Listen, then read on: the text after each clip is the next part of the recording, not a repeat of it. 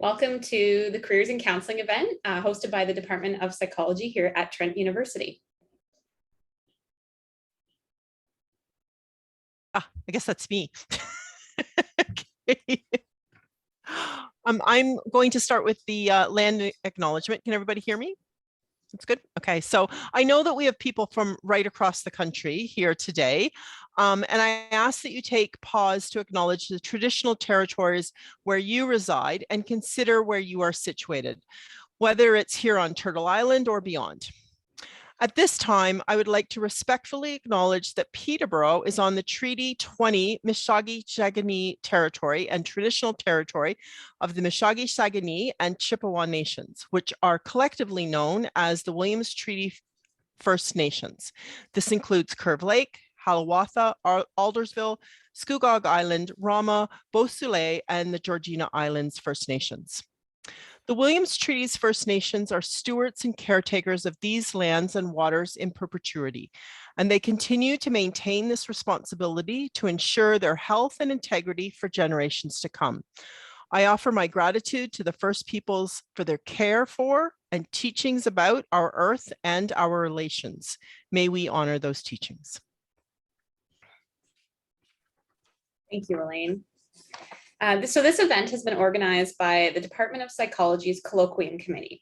And that Colloquium Committee includes 3 psychology professors, Dr. Elaine Scarf, who you just heard from, Dr. Karen Blair, who you'll hear from at the end, and myself, Dr. Elizabeth Russell, in partnership with our great friends at Autonomy College here at Trent, including Dr. Stephanie Muehlenthaler and Rachel Glofchevsky. Rachel? Yeah, okay. So how this is going to go is we're going to hear from 4 speakers. So we have 4 panelists. We're really excited to hear from their different backgrounds in counseling and in social work, essentially the helping professions in this sort of realm. And we're just so excited because these are people that have graduated recently or relatively recently from our department in psychology, whether at the undergraduate level or at the graduate level, and have gone on to really successful careers working with other people in different ways, and really diverse populations that they work with, really diverse types of careers, locations in Canada, and that kind of thing.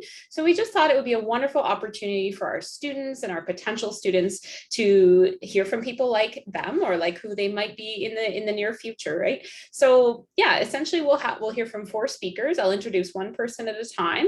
Feel free to ask questions in the chat if you wish to throughout. However, we just ask the speakers to kind of focus on just kind of talking for now. And then at the end, Dr. Blair is going to host an informal Q&A period. So feel free to get your question in there throughout rather than waiting till the end, and she'll populate it towards the end. And just a note that this event is being recorded. So we'll get started. Our first speaker, I'd like to introduce Tracy Condon. Tracy is a registered social worker with Partners in Pregnancy Clinic and the Peterborough Family and Health Teams, and just an all-around awesome and very special person. Over to you, Tracy. Hi, everyone. Thank you so much. I want to thank everyone for thinking of me because I love to talk about being a social worker and I love Trent. So this is really exciting for me to be here.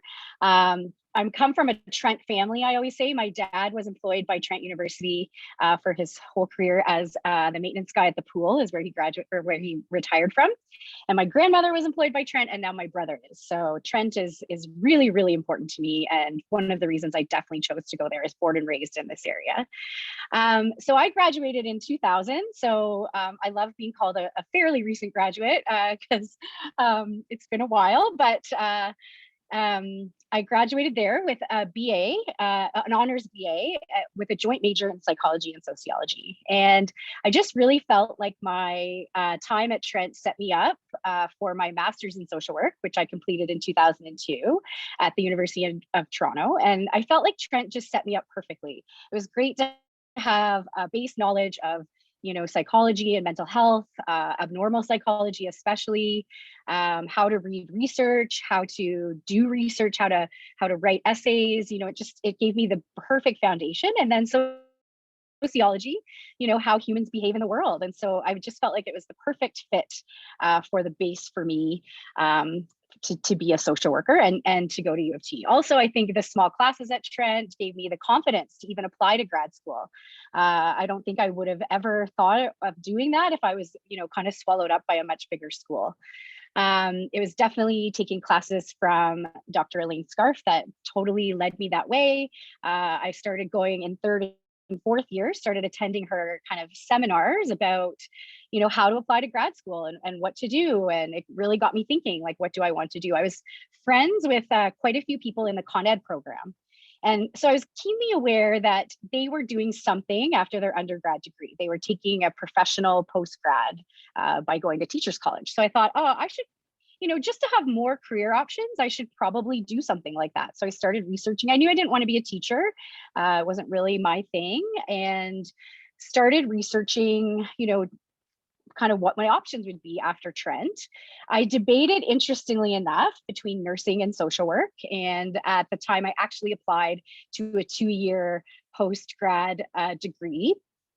A 2-year post-grad degree at U of T that you could do if you had an undergrad in nursing, and really debated. I did, Myers-Briggs testing and all different things, trying to figure out what would be the best fit for me.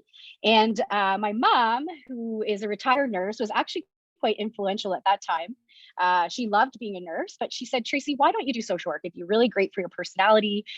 You'd have so many options of sectors to work in. You could work in jails, you could work in hospitals, in schools if you wanted. You could work kind of in every sector.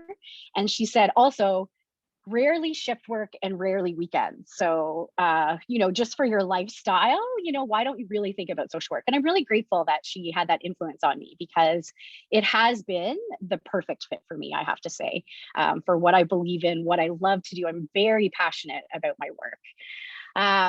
So yes, when I graduated from Trent, I went to U of T and did a 2-year MSW, which was also a really wonderful experience. I did it was mostly placement based, which I found very helpful to prepare to work in the field. I've had to do a lot of training afterwards. And I think a lot of professional degrees are like that, to stay current and to be able to do therapy. But it's good to get the foundation, kind of figure out where you want to work, and then decide, kind of how you want to hone your therapy skills. And so I've done a lot of that. From U of T, I ended up coming back to Peterborough, and I worked for 2 years at the Children's Aid Society, which I think is a great place to start as a social worker. You're working with all social workers. You're doing very challenging work with, kind of involuntary clients that, are kind of difficult, and you learn fantastic documentation skills, which I take with me to this day. And they really set me up for success. So 2 years there, and then I went to the Catholic School Board. They had never had social workers there before at that time. So I got to be a bit of a pioneer there, and I worked there for 4 years, which was also a great experience, setting up a program, learning about schools. It's invaluable knowledge no matter where you end up working as a social worker. But I got a bit confused at that time because I wasn't totally happy, and I was kind of like, people think school social work's the best social work job there is because you have summers off, and it is a great job for many people, but it wasn't totally doing it for me. And so I started looking around, and I found my dream job. So I now have, for the last 14 years, have worked at the Partners in Pregnancy Clinic. Again, I got to be a pioneer there. They were just opening.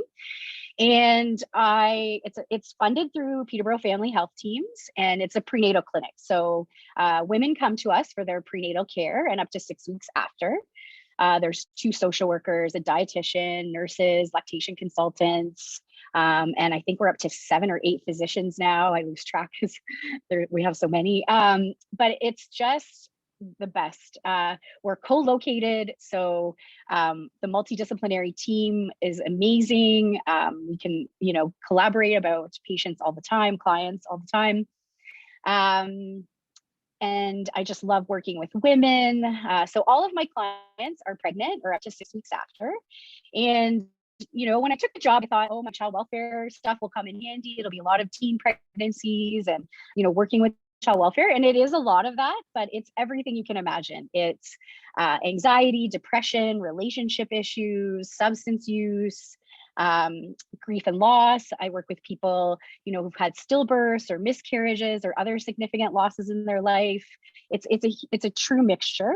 And I think what I really love about it is that I consider it to be true frontline social work. I, have clients that don't have their basic needs met. I'm helping them apply for housing. We've partnered with the Peterborough Food Share, and we have a food cupboard and we have a clothing cupboard.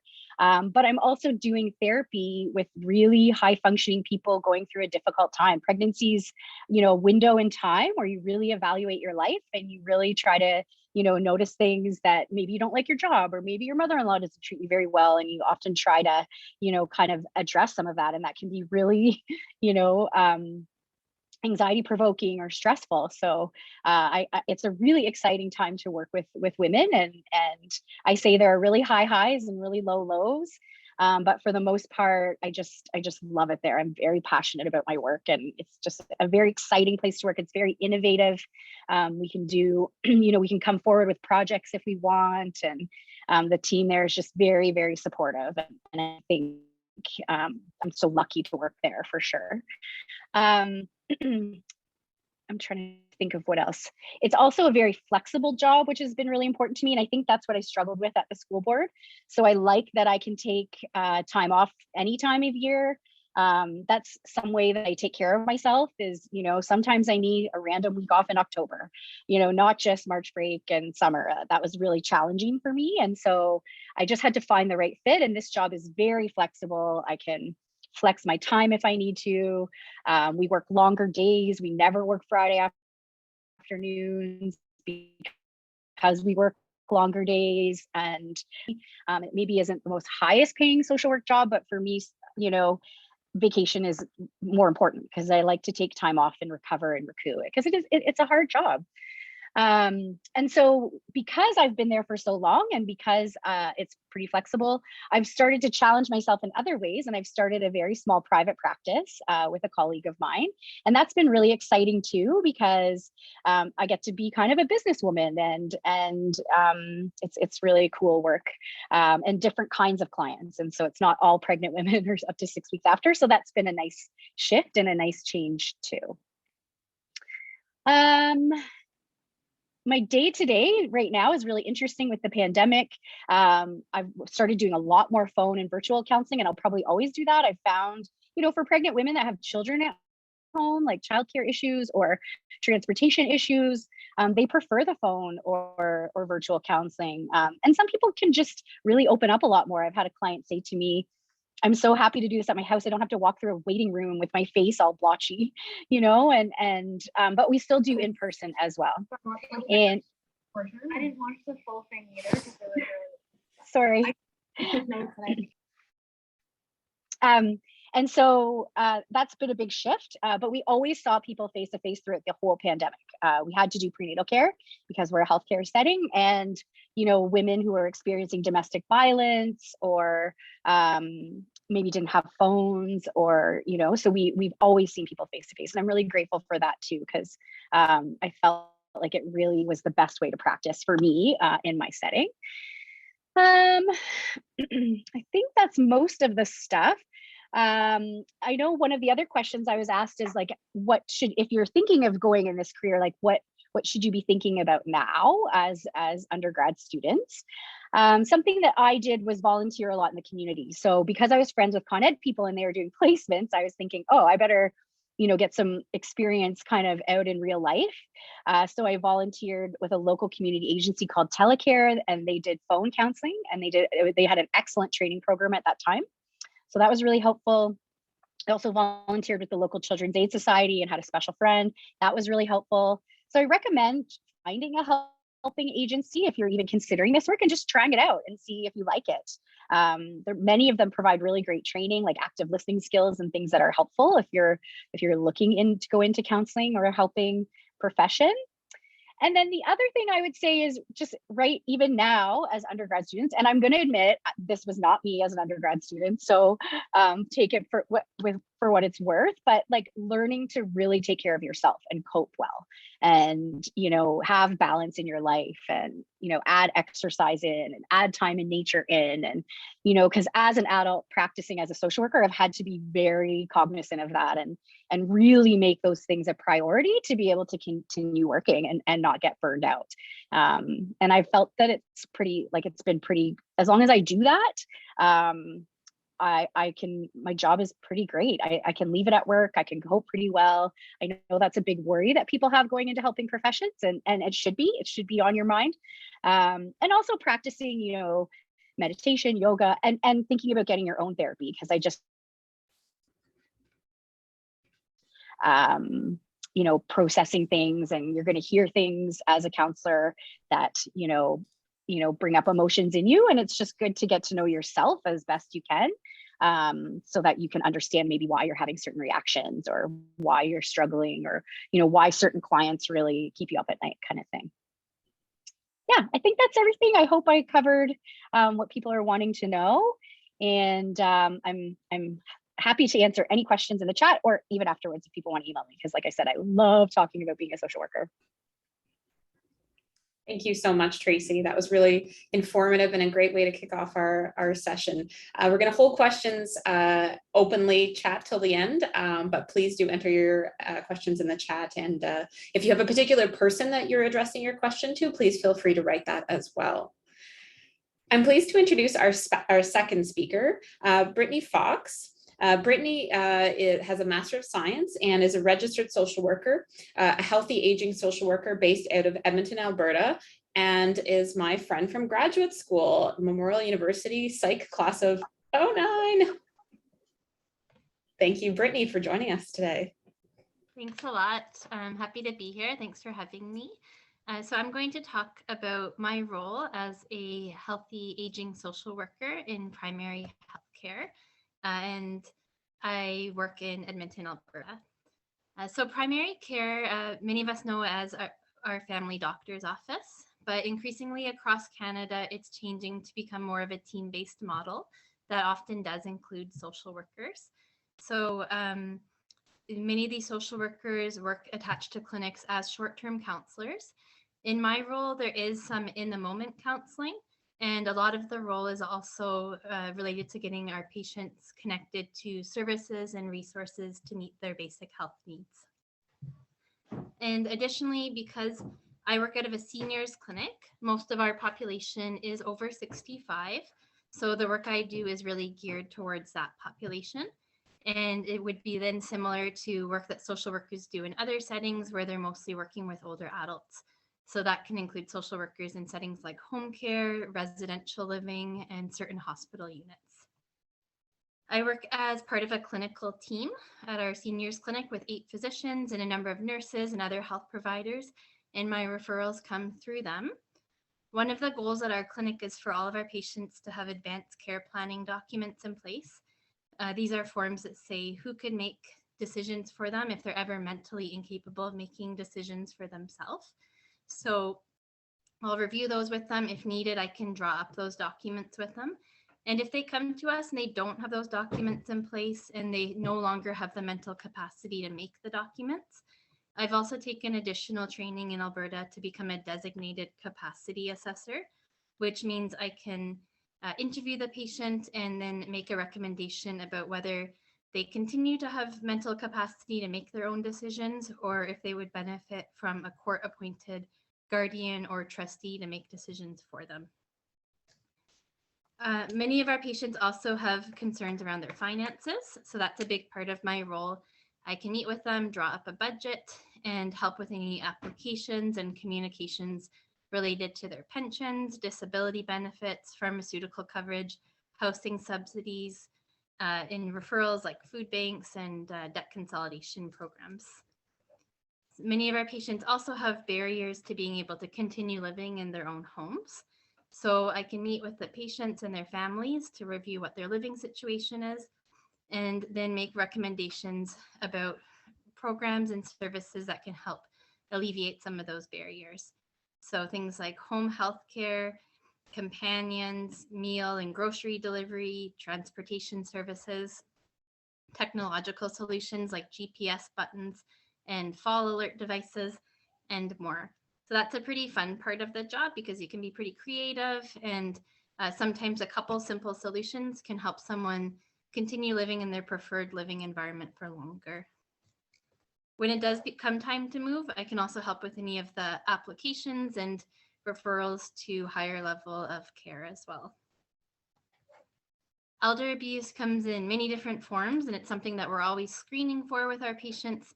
Most often we do see it taking a financial nature.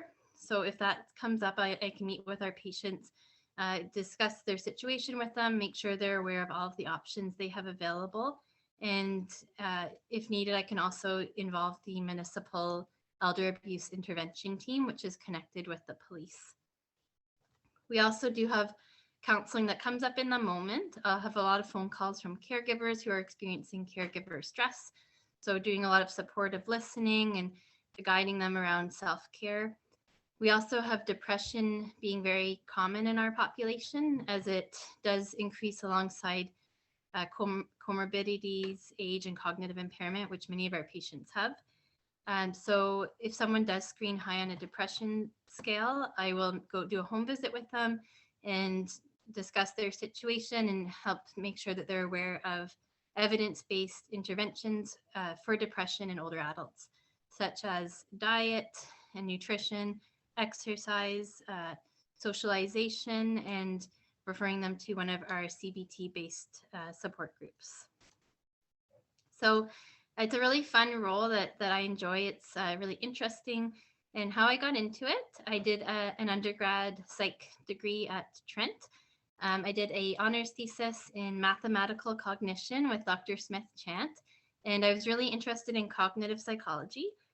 So I went to Memorial University, like Dr. Russell mentioned, and I did a master's of experimental cognitive psychology with a focus on age-related memory loss. And that's not required to get into this type of work.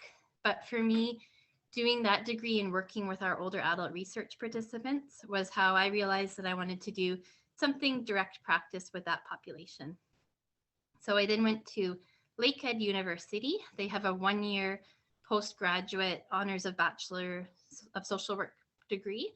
And I did 6 months of classes at their Aurelia campus. And then I did a 6-month placement with the Canadian Mental Health Association. And then I got this job right out of school. So social work was something that I did consider when I was in undergrad, but I just wanted to share that I was a little bit scared off of social work at that time because I didn't know any social workers, and how I see them portrayed in movies and books, it always seems to be someone who's really exhausted and burnt out and underpaid. And for me, that didn't really seem like a life I wanted. So I wanted to share that for myself as a healthcare social worker, that has not been my experience at all. First of all, the healthcare and government social work positions, the pay tends to be pretty standardized. There's differences between provinces, but in Alberta, healthcare social workers typically make between $75,000 and $105,000 a year. So it's a pretty good pay to make a career off of. As well, like Tracy mentioned, the hours can be good. In primary care where I work, we work Monday to Friday, 8 to 4. So there's no weekends, no evenings, no overtime.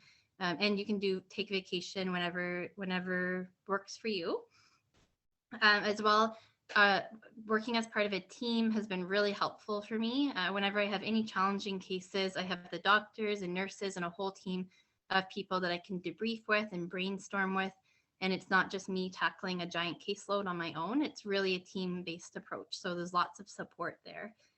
And then finally, our patients are coming to us with their concerns in this setting. So it's usually us tackling something that's outside of us, like an eviction notice or them being denied pharmaceutical coverage. So they tend to be really appreciative of the support that they're getting. And it's a really collaborative experience that we're working together to help solve this external problem. So it's been a really positive relationship I've been able to have with my clients. I do find that I've used my psychology background quite a bit in this role. Mainly, I work with people with a lot of patients who have mental illness, personality disorders, who have cognitive impairment or challenges with sensory and information processing. So having all of that knowledge in the degree about many of those areas has helped me be able to build really strong connections and know how to best communicate with some of our patients, as well as how to advocate for them in the broader healthcare system. Some qualities I think are good to have in this type of social work are to be highly organized, to be creative and resourceful, and to have a lot of respect and patience for the population that you're working with. And some advice I would have for someone thinking about any type of social work or really any type of social services work is that it's never too early to start thinking about your resume, whether you're thinking about getting into a program or a placement or a career eventually. It's helpful to have that degree and have good grades, but it's also really helpful to show that you have experience working with people. So that can be in the form of volunteering. I know I did a lot of volunteering later on when I was thinking about going into social work. I also worked part-time as a child and youth worker. And having some of those experiences, it helps you get into these programs and it helps show that you can have something to talk about, that you know how to deal with certain crises, but also it helps give you an idea of what type of population that you might be able to work with. Like how I was able to realize in my master's that I really wanted to work with older adults by working with that population. And I think that's everything. So thanks a lot for having me.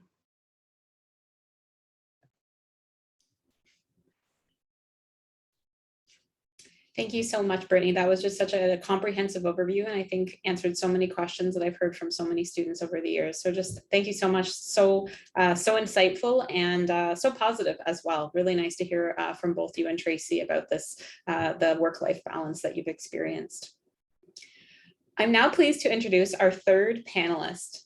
Nolan Blodgett is a Master of Social Work.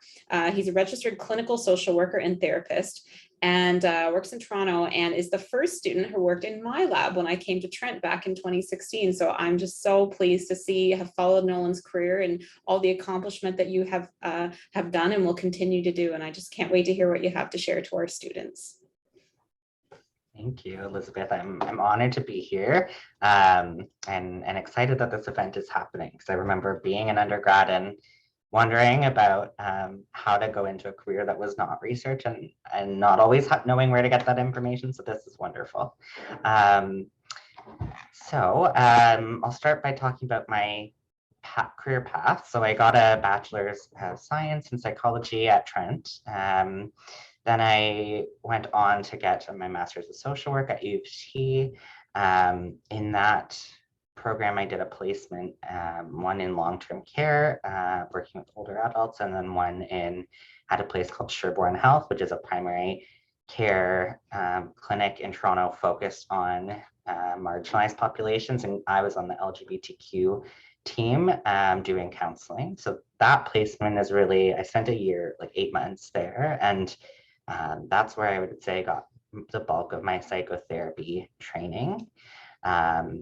From there, I went on to get a job at Women's College Hospital. So I was there 2 years. I was the social worker in the trans surgery program. So that program is very new. It just opened up in 2018. And I started there in 2019. So I was the first social worker ever in that program. Canada had never had a public hospital trans surgery program ever before that one. So we were very much pioneering things. It was just myself and a nurse practitioner who were both trans identified, and a bunch of surgeons who were cis and knew nothing about the population. And we tried to build a program, and it was a very interesting experience. My role there was more of a medical social work role. So I would say about a quarter of what I did was counseling, but most of it was program development, working with like senior leaders at the hospital, and building out this program that our patients needed, coming up with programming, building connections with other healthcare institutions, we were very involved in research. We published a number of papers on trans health. We're still working on a number, and went to conferences. We also, I did a lot of system navigation, so helping clients just sort of figure out how to actually access trans surgery, which is a very confusing process. I worked with folks from across the province. And I was able to do a lot of advocacy around like equity issues, which was really interesting to get to learn how that change can be made in institutions, in organizations. So I got to work directly with the CEO of the hospital and the medical director, the chief medical officer, to try to build in better care for patients coming from rural areas in Northern Ontario, because when I arrived, the policy was that everyone had to fly to Toronto or like be in Toronto for their 15-minute consultation appointment with the surgeon. And I was like, this is not equitable. So that was the first big thing I did in that program. And we introduced virtual care about a year before the pandemic. And now it's funny to think that that was such a fight, because our whole world is virtual now. But those are the kinds of things I was doing. So it was a little bit of a mix between direct practice and more like organizational program development kind of work. It was really interesting. Then when the pandemic hit, I was redeployed to a number of different roles. So I got to work on this really great team with three other social workers at Women's College, and we were part of the main COVID assessment center in downtown Toronto. So we primarily worked with homeless folks who were testing for COVID and needed to self-isolate but didn't have anywhere to do that. So we worked with Doctors Without Borders and a couple of other organizations to try and build basically an emergency response system. We were involved in creating the COVID hotel shelters that were built in Toronto, and a number of resources around that. So that was very interesting. It was very unpredictable. None of us were prepared for it. It was exhausting. I got very burnt out, and I left that job. And then I landed at Mount Sinai Hospital, and now in the Department of Psychiatry. So I specifically work in the HIV psychiatry program right now. But when I started here, I was working in perinatal and crisis and geriatric psychiatry. So those are some of the programs we have here. I was kind of doing coverage, and then I landed this role in HIV psychiatry full time. So primarily what I do here is trauma-focused psychotherapy. So I meet with, my caseload is about 15 people right now, and it's long-term. So on average, our clinic sees people for about 7 years, but HIV is a chronic condition. So we never really turn people away. That's been really fascinating and such a 180 from what I was doing at Women's College, which was very fast-paced and very medical.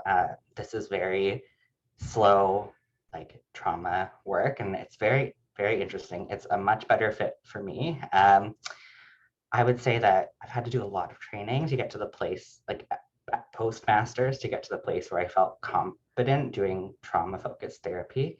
I've read a ton of books. I've been to dozens of trainings. I would say that the MSW training is sort of, it's like a general. It prepares you to like generally do this work in the world, but when you find sort of a niche that you want to work in, there's a lot of professional development that needs to happen.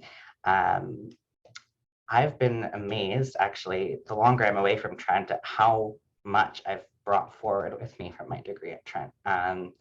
There's so many things that I remember that come back and are actually very relevant in my clinical work. I took all of that normal psych courses, and that in particular was so useful when I started learning different therapies. I was already familiar with the DSM, with all the diagnoses. I was familiar with a lot of the theories underlying. So while I didn't know the clinical like strategies and tools to use, I understood like cognitive behavioral theories, and I understood these things on a deeper level. Also, research is a big part. Even if you don't want to do a job in research, you need to be able to read it, because that's how you stay present and current on the literature. And in my master's, we had to take 2 research courses, and I was by far beyond most of my peers coming from other backgrounds and other schools. And they didn't all come from psych, but I got a lot of really positive feedback from those professors that I was far more advanced in my research skills. And I definitely attribute that to Trent. I became very confident in how to read and use literature for my clinical practice. So that was wonderful. The other thing I did a lot of was volunteering. So very similar. Actually, I also volunteered at Telecare, like Tracy mentioned. That was an incredible training program in Peterborough. And I brought forward all of those skills with me for sure. I was involved on campus a lot in a number of different groups. But one of the things I'm most proud of is I worked with Krista Kermer in student services, and we built out on campus. I'm not sure if it still exists, but it was a group program for LGBTQ students. I was the very first facilitator of that group, and I ran it for my last 2 years at Trent. And it was the first time we ever had, like, Trent as an institution had brought together like a support space for queer students. So that was incredible. I got some great group facilitation skills from that. I was also the program coordinator for the Trent Queer Collective for 3 years. So all of those things really built up my resume. And by the time I graduated from my master's, I not only had those 2 degrees, but I had several years of experience in the social services through volunteering and jobs that I had on the side.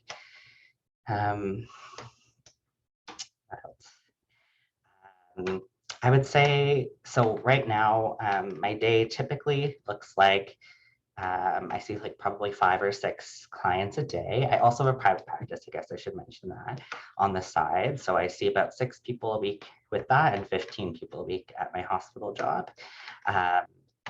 This role is primarily just therapy. That's kind of all I do, which I love. But in hospitals, there's such a diverse range of social work. And I have been exposed to a number of those roles. Some of it's very fast paced, some of it's very like case management oriented or more like crisis management, whereas I'm now sort of landed in a role where we're doing longer term healing work. So it's a very different orientation to most medical or healthcare social workers. Yeah, I think what I would say I would recommend if you're thinking about this is just really researching the different graduate programs, because I kind of assumed they were all the same, but I came to learn that each program was very different. So the MSW at U of T in particular is very clinical. Wilfrid Laurier is also very clinical, but other ones like York's MSW is very research-based and very social justice oriented, whereas in my experience, U of T was very much lacking in the social justice side, and I got most of my anti-oppression knowledge and theory from Trent. So really look into those programs, look at who the faculty are that are there, what they're researching, and make sure that you're going to a school that fits your career needs. Thank you so much, Nolan. It's amazing to see how much you've accomplished in not that many years since you've graduated from Trent, and to think about all the lives that you've touched and are continue to. So thank you so much for sharing your insights with our students. I would like to now introduce our final panelist, Brittany Certonski, who is a registered psychotherapist and expressive arts practitioner based in the Durham region. Welcome, Brittany. We're very glad to have you today. Hello, hello. I'm so grateful to be here. Like, thank you for this invitation. I'm really glad that I can be here and sort of speak my truth and share my voice in terms of kind of where I've navigated in my journey with my profession. I know I'm speaking from it seems like a bit of a different lens than the other panelists have a bit of a different sort of training and college association than myself.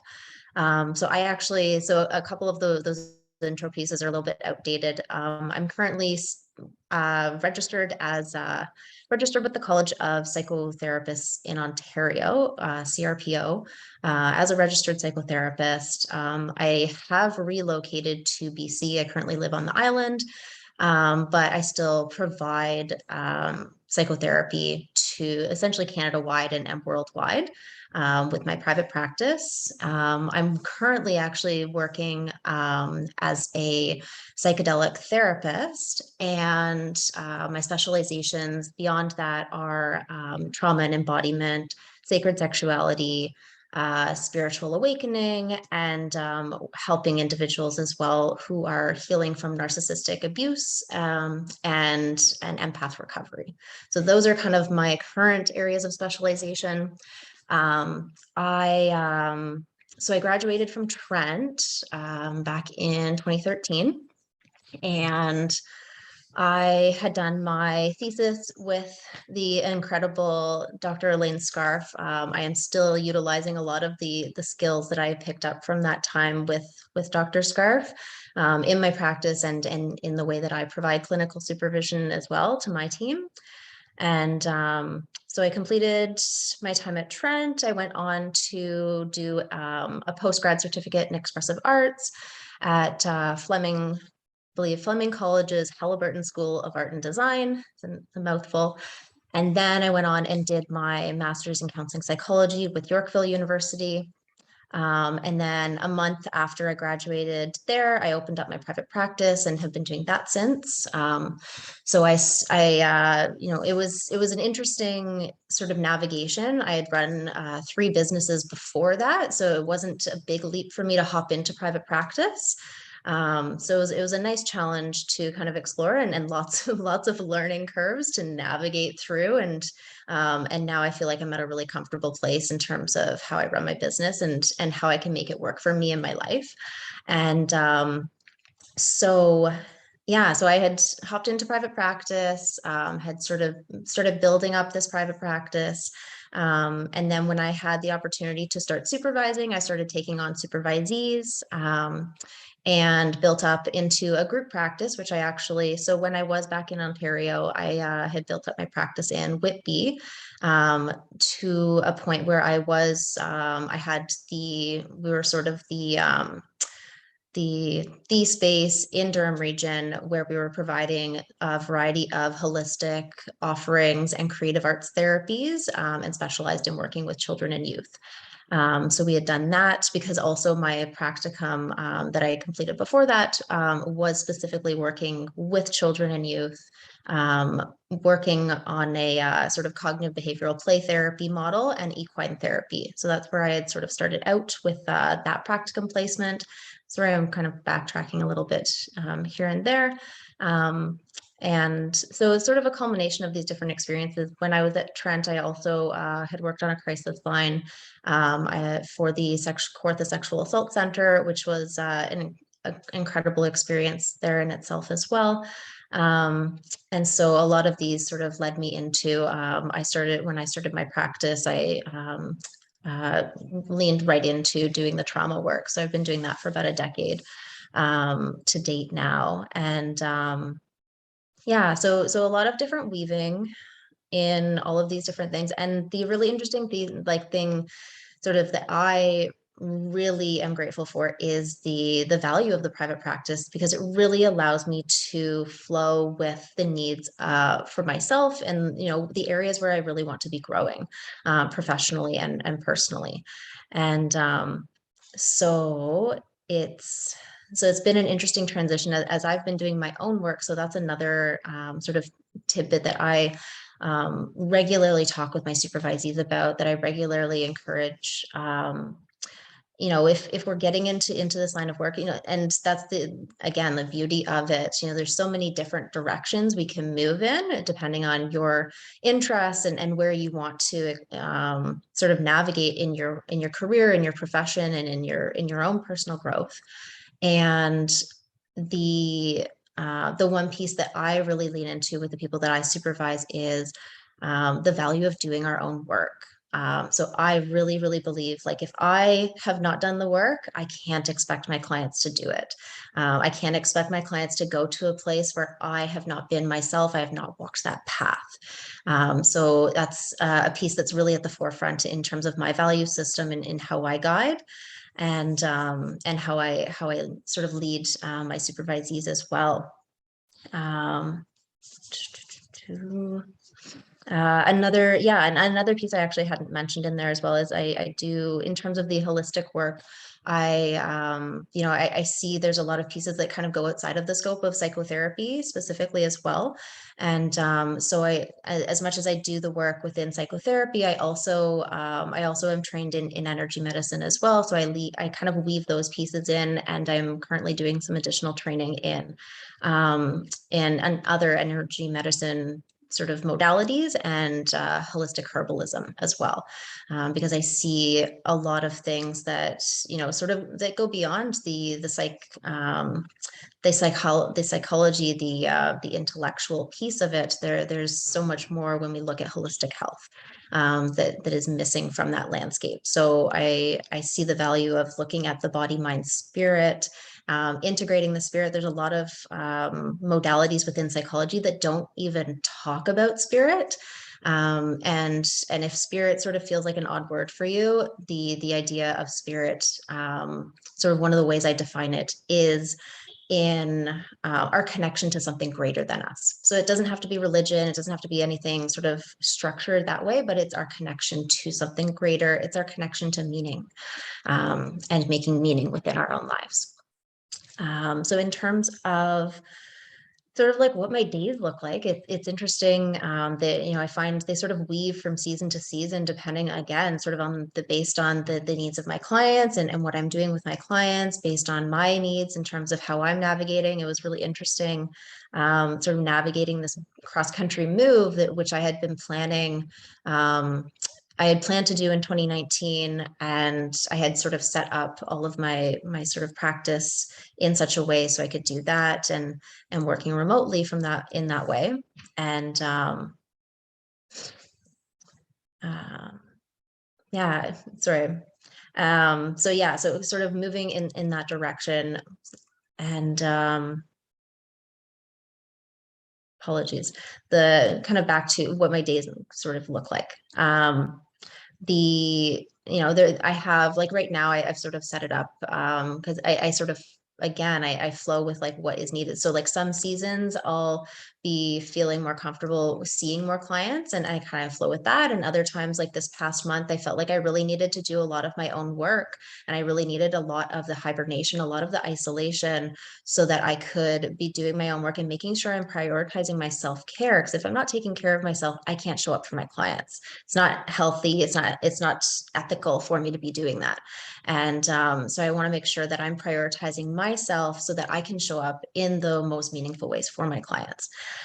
So that meant taking a lot more time for rest. It meant making sure that I'm focusing on eating, and like, for example, like our food is medicine for us. So really being intentional with what I'm putting in my body, being intentional about my daily habits, being intentional about how I structure my time, and, how I make meaning, how I make sense of, what I'm doing in my day-to-day, because our day-to-day things, those add up, and that becomes our world.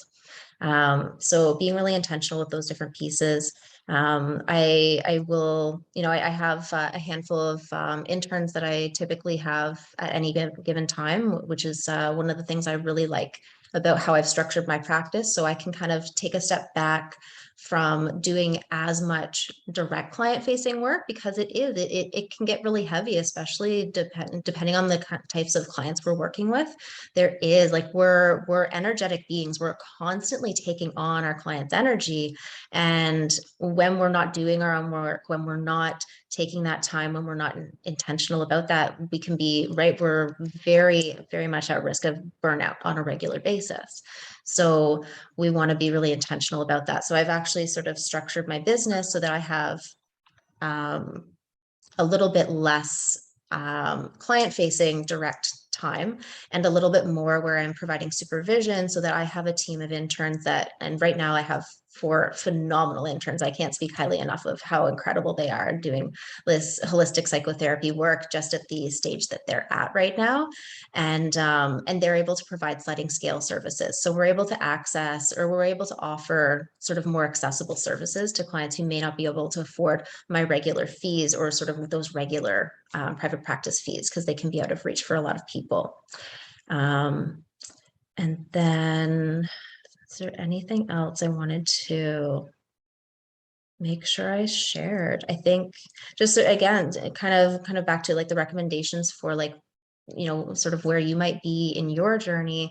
You know, I definitely recommend like getting any of that experience that you can, that firsthand experience. So hopping on, you know, getting training with a crisis line, getting that direct client facing experience in those different capacities that make sense for you.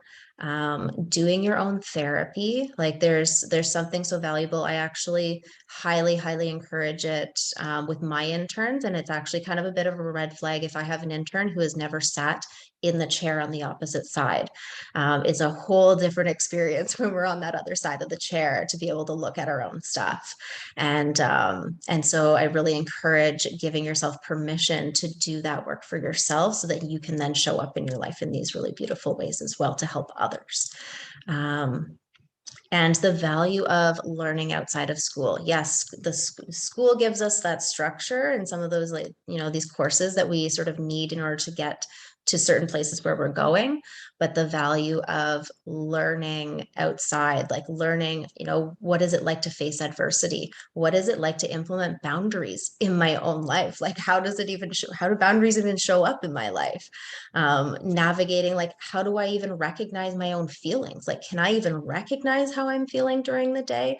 Can I express that in words? Can I communicate with my partner or the people in my life how I'm feeling or what I'm needing in our relationship? So any of these things that we can really step into our own experiences, because then that gives us so much more to work with when we come into the space to relate with our clients as well. So I believe I will leave it there. If that is, yeah, I'll pause there. I'm excited for the question period now.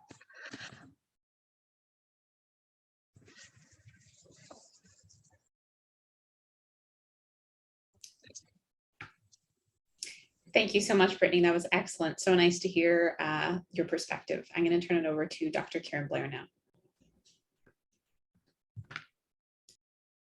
Hi, everyone. All right, so questions will appear in my video and we'll go through. There's a lot of questions, so I've tried to organize them by theme, and there might be more other ones that I've kind of missed that came in a bit later, but I think we've got a lot that we'll work through. Some are specific, but a lot of them are just kind of like any of you can probably answer them.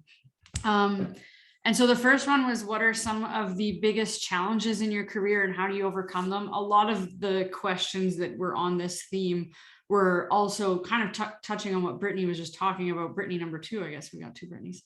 But, you know, like dealing with your own kind of burnout issues and things like that, but taking on the stressors of other people. So are there any other tips that haven't already been said that you would want to draw people's attention to?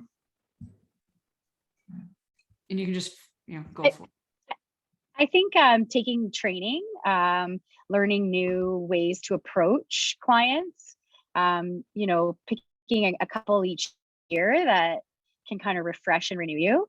And then for me too, it's also working at the different levels, like micro, macro, meso, you know, so doing individual work, but also like, for example, I sit on the Peterborough Domestic Abuse Network, and to me, that work is really exciting. That's my social justice piece. And there's a few that I sit on or attend, you know, town halls, and, you know, being able to work at all the different levels really helps with burnout too, because you feel like you're actually accomplishing something sometimes instead of just bumping into all of the barriers that clients face. So those would be my biggest tips.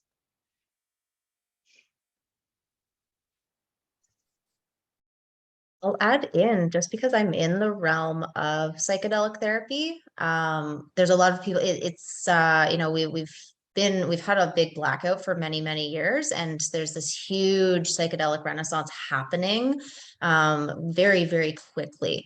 And so whether or not it's of interest to get more training specifically in psychedelic therapy, I think there's a really big need for people to understand these medicines, so that, like, for example, I have people who are coming to me that already have therapists, but their therapists have no understanding of these medicines. So it's not that they need to work with the medicine, but it's difficult to explain to someone who hasn't had a psychedelic experience what that is like and how to properly integrate it. It's one thing to have the experience, and if we don't have the integration, it's almost a bit of a waste of time. And it's not necessarily, that much, but it's the integration and the meaning behind it is important. So being able to navigate those conversations and having some of that baseline foundation so that you can have those integration conversations with your clients, I would say is really important.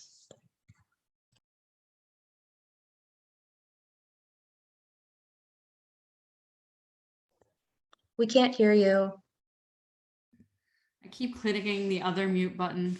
Okay, so that one, the next question kind of is, I've tried to group them by theme. So if you have more Nolan or Brittany to jump in on that first one, feel free to.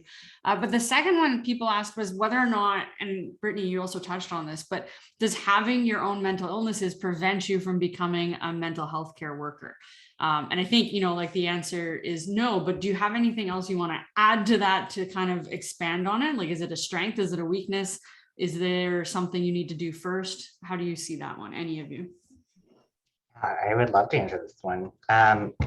Simply no, but I do think that it changes the experience. So to sort of like locate myself for you all, I'm trans and queer. I grew up in poverty in a rural northern community, and have lots of my own mental health issues and chronic health issues as well. And so that has been a journey. It's been really challenging actually working in hospitals that are just not set up to support people of these various intersections that I sit on, working with colleagues that have never experienced mental health issues or physical health issues and have no idea what it's like to work through that.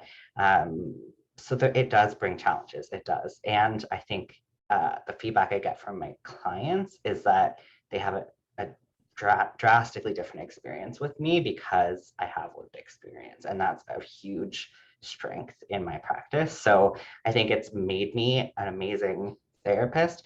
I think that's why I've been able to do as much as I have so quickly after school, because it wasn't about education so much as it was I've been living this for the last couple of decades. So I think it's a huge asset, and I think you need to have your own support network in place because it will be challenging at times. Anything else to add to that one? There was I'll find it later and share it somewhere. I'll tweet it. If you can find my Twitter, it's KLB Research. But there's been an article going around that came out just in the last few days about the importance of lived experience in mental well-being and what mental illness among people working in psychology specifically, but other mental health professions as well. And so I think psychology is maybe a bit later to the game than some of the other fields in acknowledging that that's actually can be an asset. And it absolutely doesn't mean that it's not something that you can pursue. Next one. Again, I got them all the burnout ones kind of together. How do you know when it's time to switch tracks or to move on to something like it? How do you know, like, if it's just something where you need, more time off and to just cope versus time to switch the job specifically? I know, Nolan, you mentioned that you did this. So how did you know? Yeah, I was leaving space because I just answered the last one, but I'm happy to talk about it. I think it just comes back to doing your own internal work. I go to therapy every week. I have my clinical supervisor that I see regularly, and a whole host of mentors, professors I've stayed in touch with that I can reach out to. And so in those moments, it was a lot of those conversations with mentors, with more experienced clinicians, and just saying, I'm struggling. Like, how do I know what to do? And I really thought about quitting and like becoming a flight attendant or going back to be do my PhD and do research or something less stressful, but or maybe not stressful in a different way. I'll let you have that one. But I think it was just trusting my own intuition that I knew when it was time to say like this isn't serving me anymore, and when it was like there was opportunity to change my work-life balance. I think it's always a journey. So. And Tracy, you also mentioned, especially when you went from, children's age to Catholic school board, and then you found the dream job, what were some of the hints along the way? I think just noticing a change in me. Like I can recall being at like a family event. I think it was like Father's Day or something. And I was like going on and on about my job at the school board. And I could tell that my family was like they wanted me to stop talking, which is not the experience that I normally have with people. And I could just see them like, you know, just wanting to be like, enough, like, and it was a moment in time where I was like, okay, I have to do something here, because I don't want to be someone that people don't want to hang around. Like, that's not who I am. And so, yeah, it was just definitely a moment where I was like, it doesn't matter if people say it's the best social work job there is. If you're not happy, Tracy, like, you know, look around. I didn't mention, I did take a leave of absence from the school board and tried counseling at Fleming and really loved it. I was there like a week and was like, okay, no, I need to leave the school board. Like, this is way better. And then it was during that leave of absence that the dream job came up. And that's another thing. Actually, that's a funny story that I would tell students too, is like, just go for any experience that comes your way. Go for anything that you think, even if you just go for the interview, like, take a risk.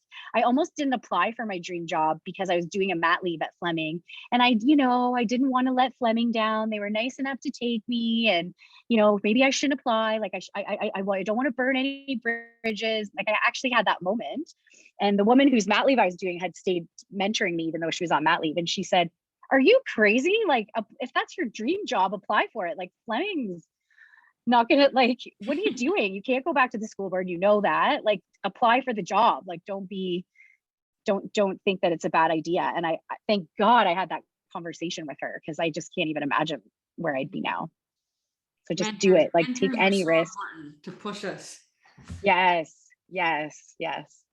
All right, you might have seen the question here change for a second here. So a lot of you mentioned that you kind of have to keep that you do your social work degree or you do your counseling degree, but you need a lot of professional development and continuing education as you go along. So where and how have you, like, where do you find that stuff? How do you know what you need to do? Is there a minimum amount that do you have a limited, continuing education credits that are required? And then is that an ongoing expense for you? And how does that kind of factor into things? So it's kind of a lot in all in one question, but anyone want to tackle that one? Brittany Fox? Yeah. Sure. For social work, there are requirements to maintain your accreditation. So you do need to obtain certain types of training, and some of these are available free.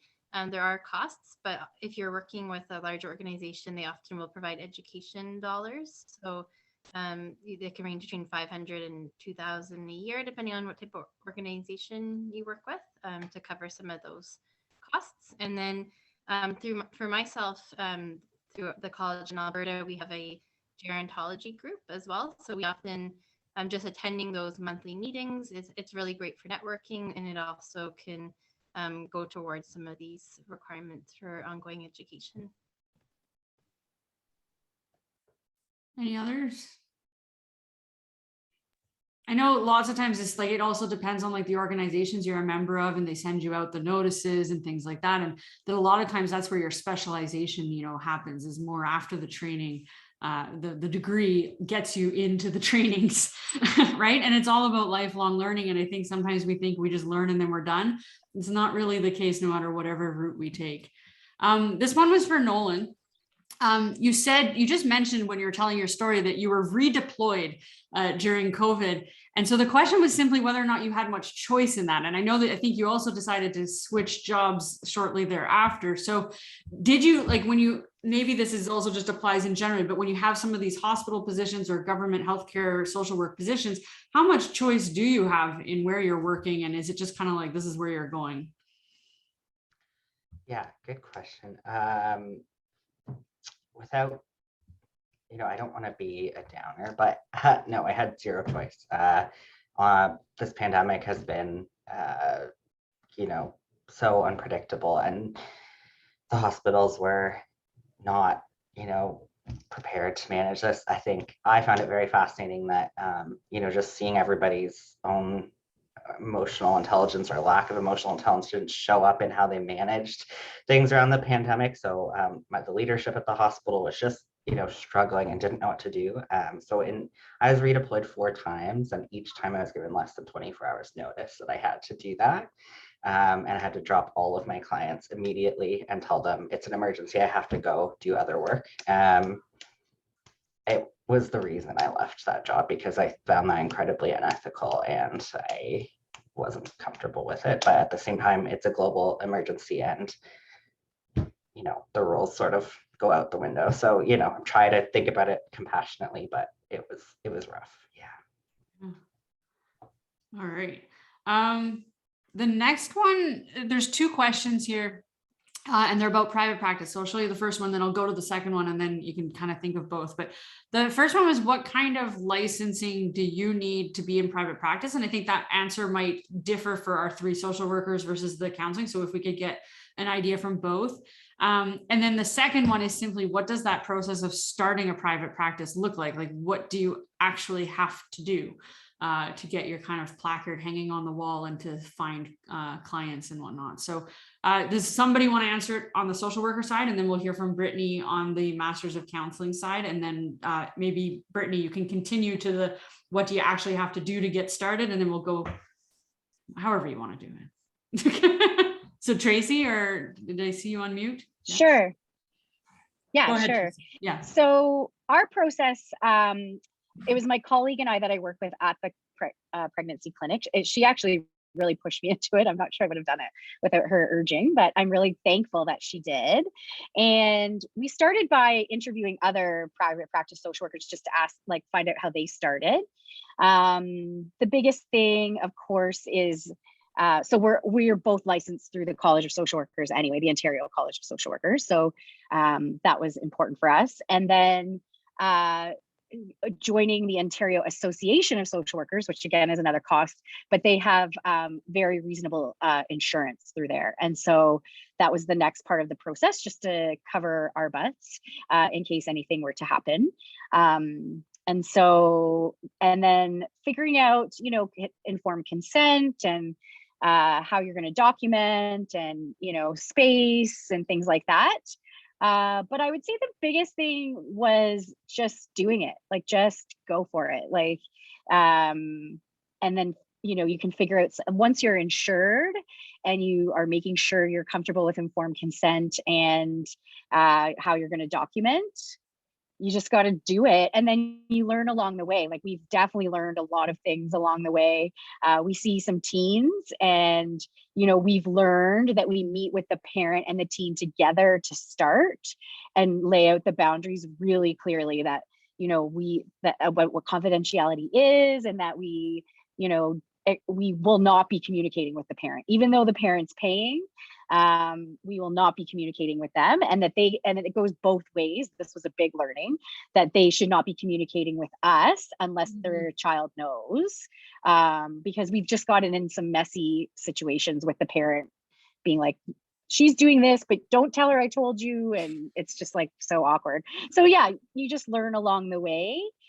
Some of that stuff. I guess the other thing is figuring out your rate and figuring out how you're going to invoice, because that's really important for healthcare, for health insurance providers. So, but all of that can come really easily. You'll hear the same things. If you interview a couple private practice social workers, you'll find out the same information. And we started we started with slips of paper for the receipts, and we started very old school, and then we've graduated to using a platform called the Jane app for scheduling, and that's what we invoice through. But we did that later once we were making some money, and so you don't have to start really high tech. I'll tag on a question, and then you can answer it, and then we'll go over to Brittany. But so as a licensed social worker, what types of insurance plans will pay for people to see you? Is who covers, who's able to see you with coverage, and who might not be able to? My experience is most healthcare benefits now cover licensed social work. Okay. There are a few that only will cover master's level social work. They are specific about that. So my colleague is a bachelor level, BSW. Yeah. And so we've run into a couple situations where the client could only see me and be covered, but that is rare. like very rare. I would say, I think that's a shift, even since like our private practice is only 3 or 4 years old. And we've had way more healthcare providers come on even in those 3 or 4 years. So we used to say like, please check and get back to us. And then sometimes they'd come back and say no. But I don't even hardly say that anymore. I do say check, but no one comes back and says no anymore, is my experience. That's excellent to hear. All right, Yeah, yeah, it's exciting. Yeah, so it's kind of same question, Brittany. Kind of what did you need to be licensed to do private practice? What was that like? And then what were there any differences in kind of seeing as you kind of went all in with private practice? What any additional things? And you mentioned your business experience was useful. So what else might you say about that private practice process? Yeah, I feel like I just jotted a whole bunch of notes just in just listening you and Tracy chatting here.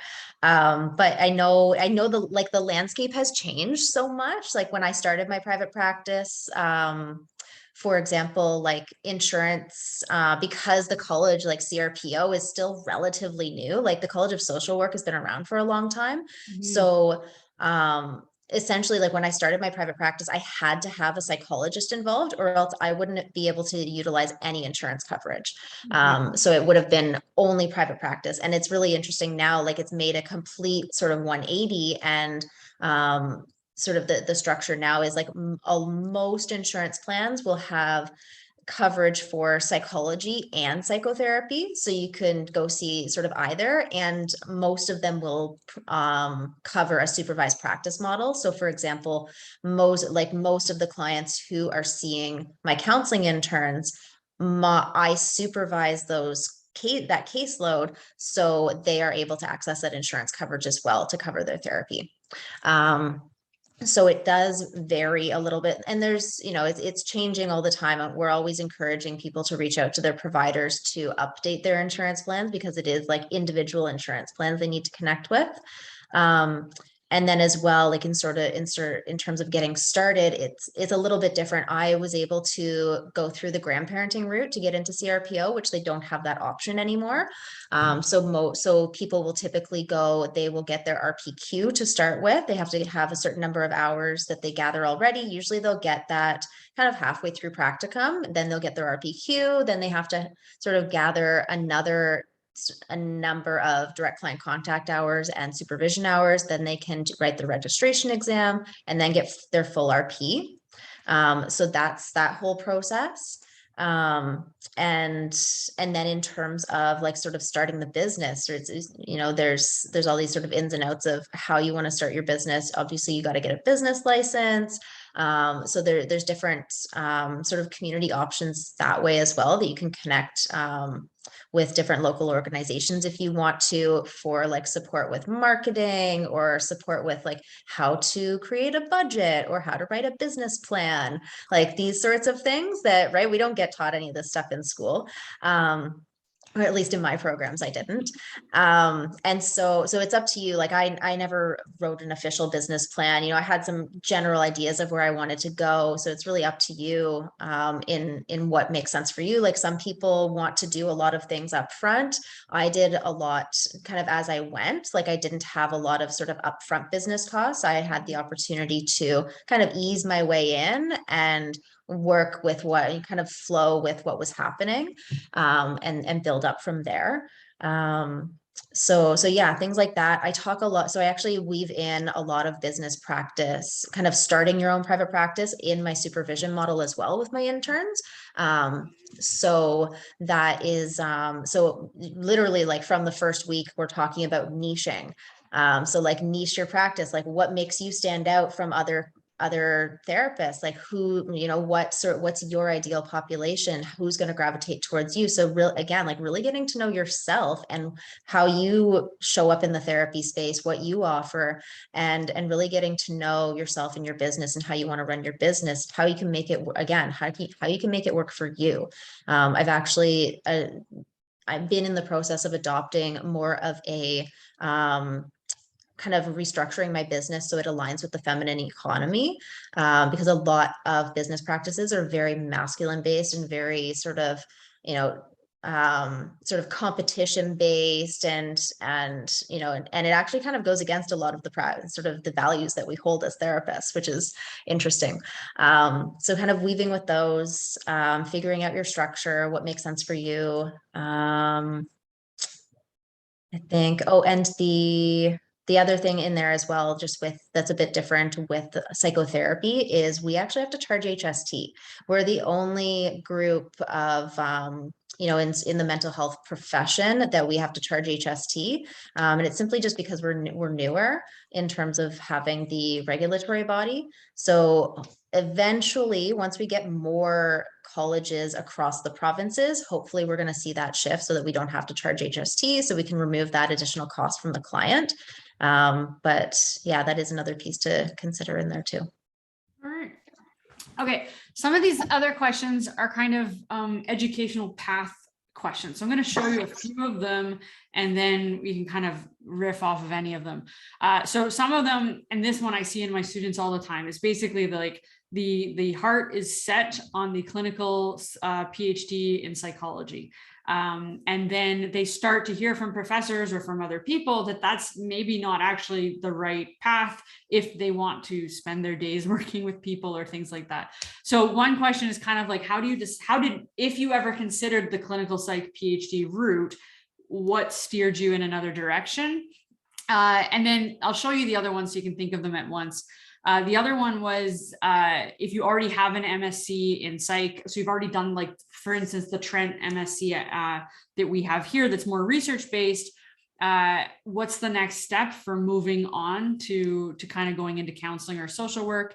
And then just summing it all up is kind of what's the best undergraduate path to be headed into MSW or a some sort of like psychology counseling graduate program. So I don't know who wants to kind of tackle any of those first. I don't know, maybe did any of you consider the clinical psych PhD route? We could start there, or was it not? You didn't. Brittany or Nolan, did either of you consider it? I thought about it, and it was mostly in talking to professors at Trent that I got the feedback that you know, as a person with all of these like marginalized identities, that clinical psych probably wasn't the right space. It's a lot more like clinical and institutional and like pathologizing, whereas social work like comes from a more like anti-oppressive stance. And so they just thought I would probably like fit in better, which I think has been my experience. And then if you are, did any of you, like, I mean, whether you have a graduate degree that is not clinically oriented or not, do you see that changing people's path? Like, does it help them fast forward at all if they have a research master's? Any thoughts on that question?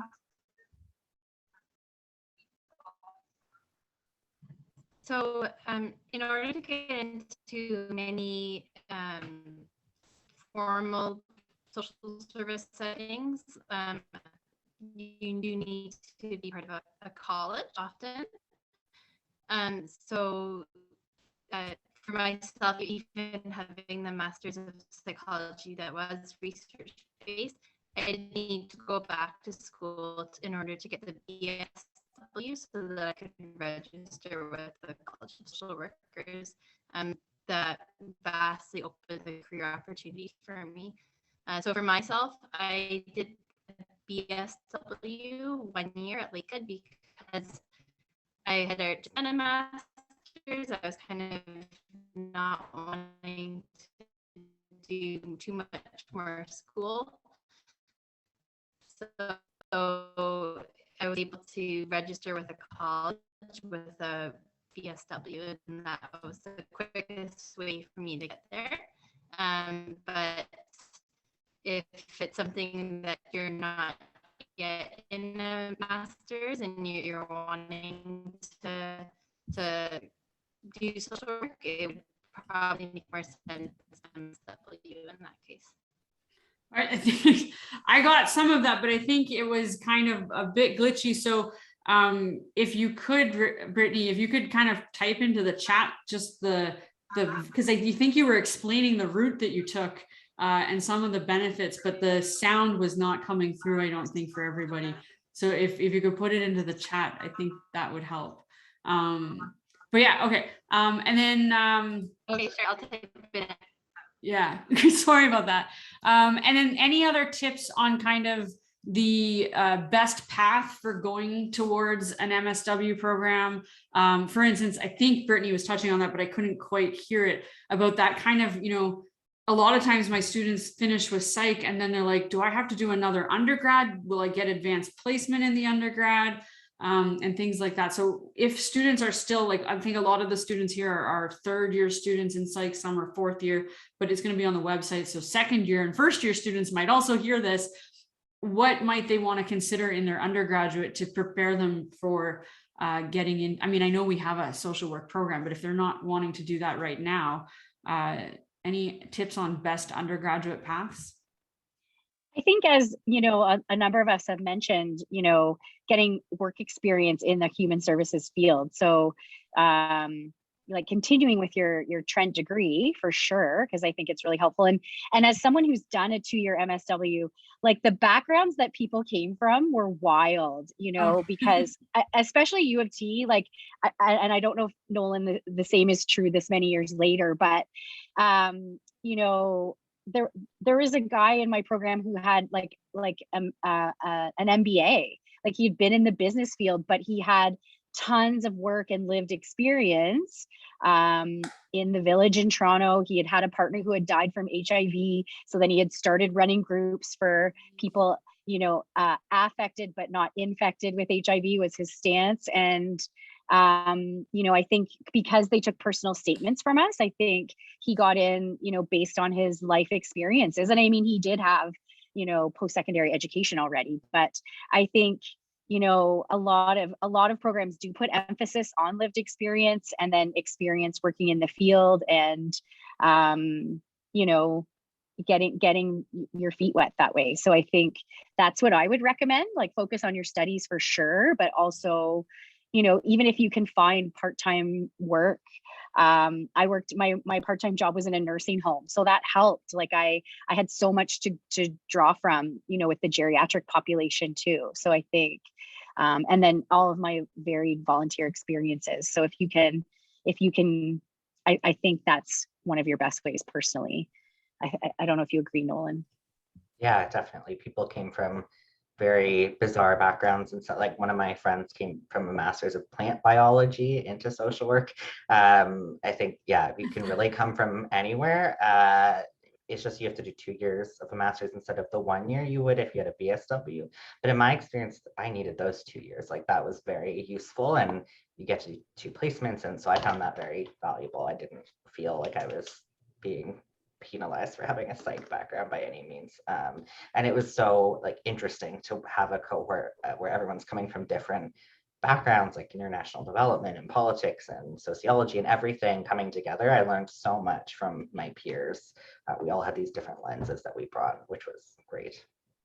I 100% agree with Nolan too. And in the 4 months between my 2 years of my MSW, Children's Aid hired me and I held a caseload. So I worked as a social worker that summer. With one year of MSW under my belt and my Trent degree. So I think the 2 years was great. Which is a great segue into the next question of what's the general job market like for social workers and counselors? So if you're not going the private practice route, like how, like, you know, I'm an academic. So one of the things that always faces me is that I don't have much choice in the city that I live in. Right? Professor positions are really few and far between. So you live wherever you get the job. Do you have that sense, or do you feel like you have more, if you wanted to move back home, you could do that? If you like, what's the job market like, and how many compromises do you make, those sorts of things? I think it's great. And people are on the move. Sorry, Brittany. People are on the move with the pandemic. I think it's been really challenging in the field. The need is greater than ever. And I do, you know, maybe I'm a bit Pollyanna, I'm a bit naive all the time, but I do think government sees that the pandemic, like that we're having a second pandemic around mental health. And so I think you will see money funneled that way. And you know, I wondered that too, coming back from U of T. I'm like, what's it going to be like in Peterborough for me? Am I going to have good work experiences? And I've had like amazing opportunities, and you know, there's maybe less opportunity than Toronto, but there's less MSWs too. So I haven't had any trouble. It's been very exciting work. And I thought I was also naive too, like, you know, just my social location. Like, I didn't know if there would be like exciting social work cases in Peterborough, but it's like, sometimes I think I'm at St. Mike's downtown Toronto because I did a placement there, and I get the same type of cases. So I love it. Yeah, just to add to that, one of the benefits of social work I find is that there's jobs everywhere. And right out of school, I had 3 interviews before I was even done my program. And they're just, at least where I live in Alberta, there seems to be a lot of opportunities all the time. I'll add in just a piece about sort of like, yeah, again, I can only sort of speak to private practice. I sort of very much lean in that direction for a lot of good reasons. But one of the things I notice, especially like the program that I took, a lot of people are really interested in leaning into the private practice, but they will start with a group practice. So there's a lot of group practices that are bringing on sort of newer RPQs because they're needing that extra supervision. They're needing like just some of that extra support, that landing cushion. And then they'll often sort of branch out into their own or kind of take on other opportunities or sort of work in conjunction. When I was running my group practice, I had a number of therapists working with me that had like a nice little caseload with me, but then they also worked at like hospitals or other organizations as well. So they get kind of the best of both worlds. Absolutely. And then the pandemic has also made social work happen wherever, like, you know, that's new. Like I, as someone that's been practicing for 20 years, I never thought I would have clients in Toronto and I do, like, for my private practice, like the virtual and phone piece of it, like, has really changed the landscape just in the last 2 years, a lot. Yeah, that can open so many doors, and finding the right match for you. And now if the right person's on the other side of the country, that can work. We just have a few more minutes left, so I'm trying to pick which ones might be the best. I think I've got 2. One's really quick, but I think people are wondering about it because we had a few questions about it. So the first was, are all social work positions flexible in terms of when you take your vacation time, and what types, like, just broadly, what streams do they want to look for if they're looking for more flexibility versus less, and what does that kind of look like? And I guess going along with that, the other question would be like, what type of vacation time does a starting person get? Or is this like a 1 week, a year thing, 2 weeks? And what is the max that you kind of ever get to?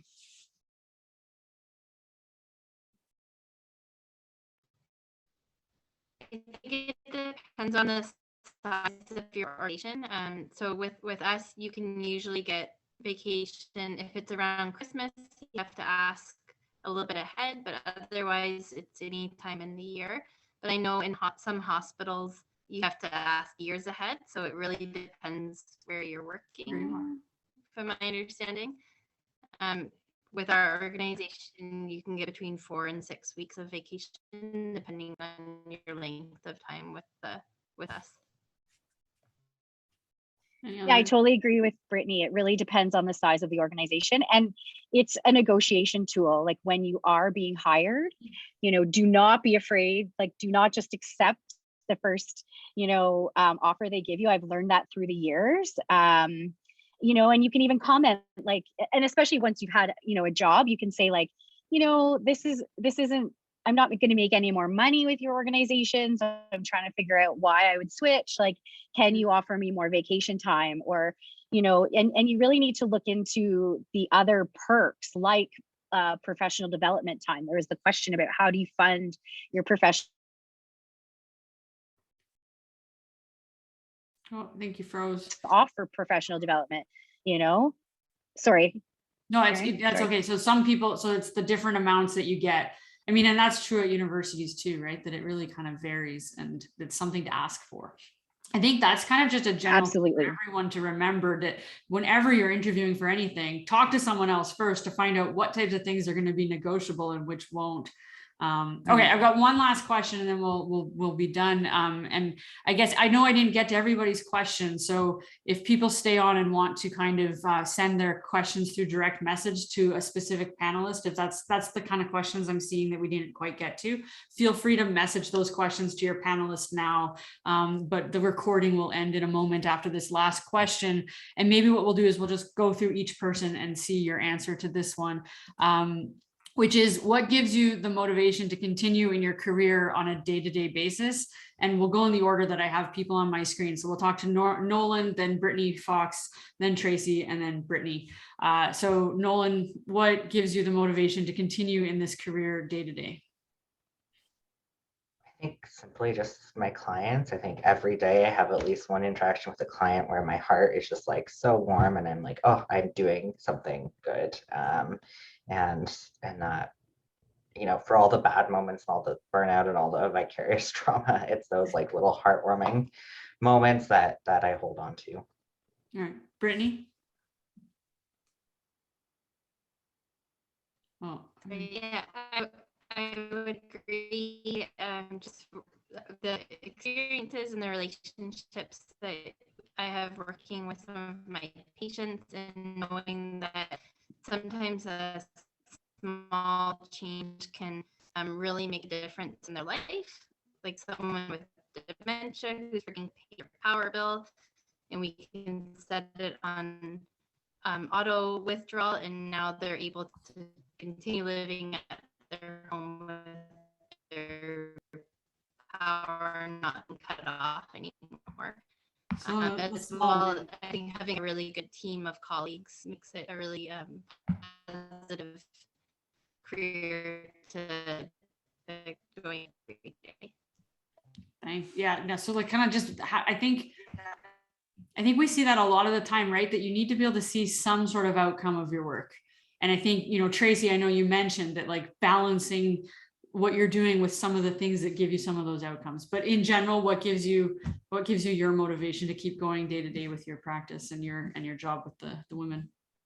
Yeah, I think just mostly I get to do a job that mostly excites me every day. Like something happens each day. I like what Brittany said too about the team, the multidisciplinary team. We have a lot of laughs. And I just think back to some of the success stories, and I just know that we're doing good work as a team. Great. And finally, Brittany, last word on what gives you the motivation to keep going with your private practice and stay with this career. I think there's the, like, I'm blanking on the word now.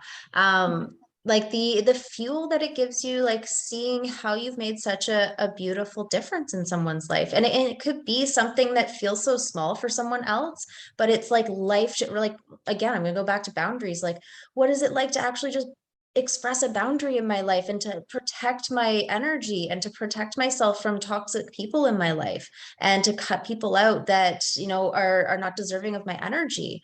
Like there's huge shifts that can come with some of these small pieces and the awareness and the insight that we gain when we look at ourselves and look at what's not working and where do we want to really move towards what is going to work for us and how we can become more whole, essentially, in our healing. Excellent. All right, so Elizabeth, I think you have final comments. And again, if you have direct messages, maybe the panelists now can kind of check their little chats and see. And of course, you know, maybe we'll be able to get people email addresses or something like that if there's more. But that's what we have time for today. So Elizabeth, do you have your final thoughts? Thank you so much. I want to thank each and every one of our panelists for giving your valuable personal or professional time to give back to students at Trent. I want to thank my peers for organizing this event. There's a lot of work that goes behind a simple Zoom meeting. I want to thank Dr. Blair for her incredible emceeing there at the end. Like, what even was that? I want to take your classes.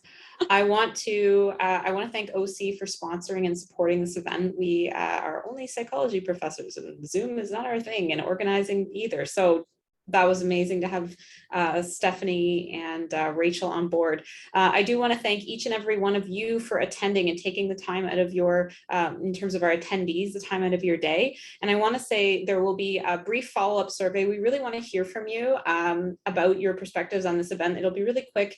And we also want to elicit any ideas from you as psychology students, mostly in terms of what other types of events you might want. That we're going in kind of a new direction with this. So send us your ideas. And finally, yes, the video will be posted and we'll make on the Autonomy College website, and we'll make sure that when we send the email with the survey, that the link to the video is there as well. So if you've kind of missed parts of it or want to go back, you can feel free. Thank you everyone for your time, and I wish you a relaxing and enjoyable weekend. Thank you.